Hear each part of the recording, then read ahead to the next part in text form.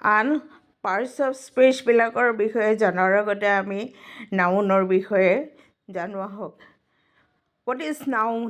Noun কি? A word that tells us names of persons, places, things, quality, action, state. They are called noun. এতিয়া পাৰ্চনছৰ name. পাৰ্চনছৰ example হ'ল পাৰ্চনছৰ noun example Zubeen, Papon, Anupama, Himanta বা যিকোনো আন মানুহৰ নাম পাৰ্চনছৰ নেম নাউন। প্লেচছৰ এক্সাম্পল নাউনৰ এক্সাম্পল আছাম, ইণ্ডিয়া, গুৱাহাটী, ধেমাজি বা আন যিকোনো প্লেচৰ নাম।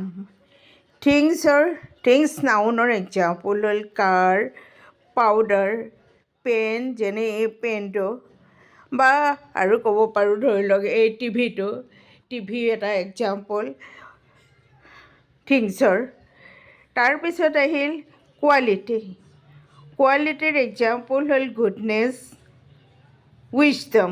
গুডনেছ মানে হ'ল কি ভাল, সাধুতাবাদ। উইজডম মানে জানে জ্ঞান।